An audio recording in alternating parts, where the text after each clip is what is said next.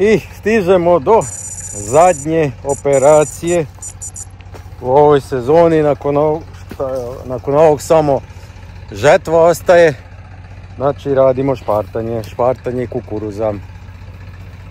Ok, možda ću ja ući u ovu parcelu tu negdje peške da na krajevima gdje ima veliko korova još jednom ručno onako da počupam šta ima da se počupa. To maksimala, ali generalno može se reći da je zadnja operacija pred žetvu. Evo radim već ovu parcelu, uradio sam pola parcele, to je nešto više od 1 hektara sam uradio. Jako je dobro krenulo, znači krenulo je, vozio sam pun gas prvom brzinom i sve je super išlo i odjednom sad zadnji prolaz, ne mogu da uvatim, idem i špartač, lijevo, desno, zasečem ovdje, zasečem tamo. Imamo onaj točak što dozira, kako se zove, što dozira đubrivo i taj točak ne da ovim ostalim točkovima da uđe u zemlju, tako da je malo u vazduhu špartač. Nije u vazduhu, ali kako da kažemo, onako malo visi i jednostavno ne drži pravac nego šeta levo desno. I to mi sad pravi problem, ali sigurno sad neću skidati točak, taj za doziranje, taj veliki, tako da šta je tu je. Ali evo, kao što vidite, dobro izgleda to sve. Nema tu ništa, evo. Ajde, uđemo. Prskanje je uspeo relativno, mada sam radio po malo nepovoljnim uslovima, hladno je bilo. I šta ja znam, možda sam i nešto slabije dozu išao, ali ok izgleda, evo ovdje sam malo mogu bliže da pređem, ali dobro. U suštini dobro izgleda. Pogodio sam trenutak da ne bude jako velik kukuruz da lomim i šta ja znam. Ajde ako mi prođe ova nevolja da mi šeta špartač, ovo će danas biti kratak posao. 5 hektara, nešto jače od 5 hektara imam da uradim, kukuruz to što imam sve od kukuruza. Ajde probam par scena iz rada, pa idemo dalje.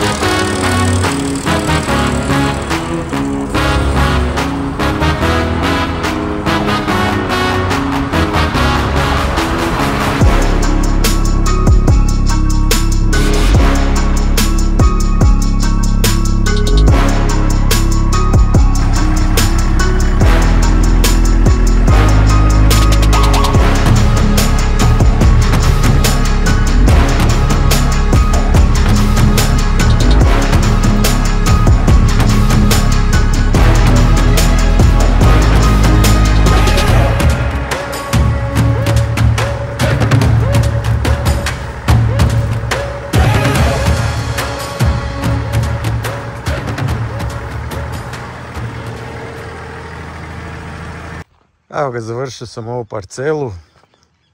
Šta znam, 35-40 minuta po jutru idem. Tempo. Pa onako da se nisam zezao tu sa podešavanjem i tu što sam nešto snimao. Bilo bi tu možda i blizu pola sata po jutru. Tako da nije strašno.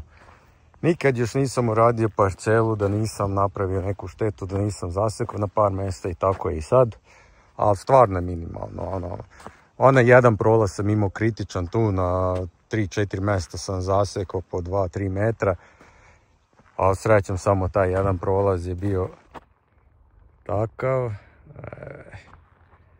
Ovdje mi se malo isto šetao špartač. Ali inače ovo ostalo ništa, maltene nula. Tako da ovaj zadnji red je ostao ovakav. To ću možda ručnim špartačom ako budem bio raspoložen, neću znati šta da radim sa sobom. Kao ovaj neki trening da uradim, izaći pa ručnim špartačom ću proći ovaj jedan red.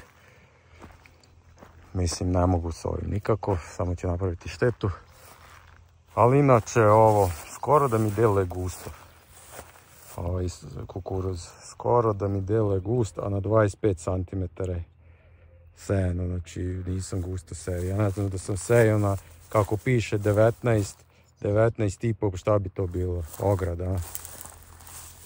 Tako da dobro izgleda kukuruz ovaj, početak mi tu nešto malo slabije izgleda, a tu su prskali ovo, ja mislim paprika ovdje i vidim na par mjesta su poprskali kukuruz skroz i izgoreo, a inače deluje mi da je slabio ovdje start prvih par redova, poslije sve bolje i bolje. Tako da ništa, to je ta parcela i idemo na sljedeću, negdje sam sad skoro na pola.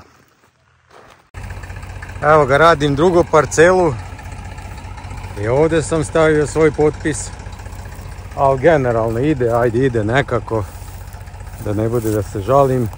Ovdje je manji kukuruz, kao što vidite, ovo je Dekal 50-75, ono malo prije bio Pionir 99-11, tako da taj je više uznapreduju i to je bolja zemlja tamo od ove, definitivno zemljište je bolje, ona je prva klasa, a ovo je valjda druga klasa, ako se dobro sećam, ali generalno ne izgleda ni ovo loše. Ok, vidjet ćemo Dekal kako će se pokazati posle, neujednačena, vidite ovdje koliko je, onda vidite ovdje koliko je manje, tako da prilično neujednačeno i nekako mi deluje kod da sam ređe posao, ali nisi, isto je bilo sve.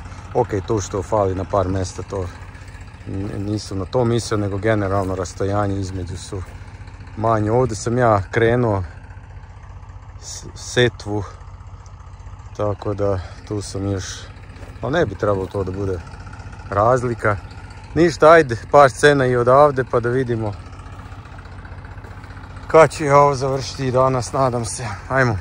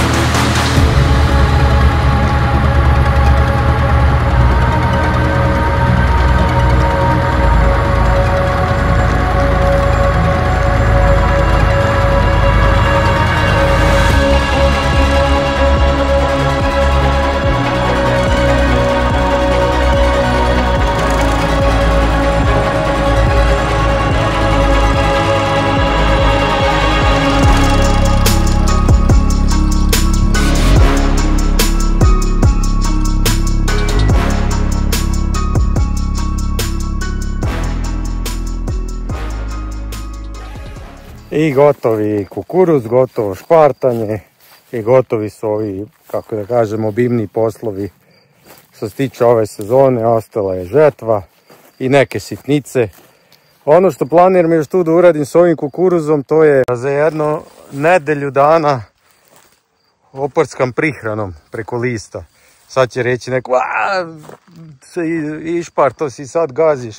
Pa da, nisam teo sad da, kako se zove, da prskam, zato što je još mali kukuruz, a već je išla prihrana kad sam, kako se zove, prskao protiv korova, nego sačekat ću da bude veća ta listna masa, zelena masa, da više upije, kako se zove, ovu prihranu. Onim vuksalom ću, vuksal super, što se dobro pokazalo u suncokretu, s tim ću oprskati. Neću sve, nego ono što mi deluje slabije, ovo mi na primjer deluje slabije, mada nije ni ovo tako loše, a možda je jednostavno to ta faza. Ovo bi trebalo da je bolji kukuruz, Dekab 50-75. Ono tamo što ste vidjeli da je bolji kukuruz, to je Pionir 99-11. Tu su negdje isti fao, ali sad dalje, onaj Pionir nešto raniji, pojma nemam. U svakom slučaju ovo planiram još vuksalom da oprskam, pošto nisam našao an ili kan sam teo, ili amosulfan tokom špartanja i nisam uspio da nabavim. Ne znam, izgleda to nikom ne treba ili niko ne radi, pa ne može da se nabavi. Tako da tu sam u suštini uštedeo, pošto nije jeftino sad đubrivo, jel tako, a možda i vuksal odradi dobro posao. Tako da ništa. Vidjeli ste, sad vidite kako je moj kukuruz. Malo ovdje sam više štete pravio, ali Isto ja mislim ispod 1%. Evo, na prvi pogled ne može nigde da se nađe gde sam isekao, ali tu i tamo sam zasekao iz meni neobjašnjivih razloga. Čak sam i usporio žestoko, ovdje sam mnogo sporije išao nego na onoj prethodnoj parceli, pošto jednostavno krenuo sam da sečem ko ludak, ono, svaki prolaz zasečem 2-3 metra, mislim, ajde onda da usporim. Rekao, nemam objašnjenje. Jedino objašnjenje mi je, ajde, eventualno mogu da kažem da je tvrda zemlja i neće jednostavno te vodeći točkovi neće da se zabiju u zemlji i onda šeta špartač levo desno, tako da to mi je jedino objašnjenje. Ali u svakom slučaju, vidjeli ste, to je to. Idemo dalje. Nemam pojma šta će biti sljedeće. Vidjet ćemo. Pozdrav!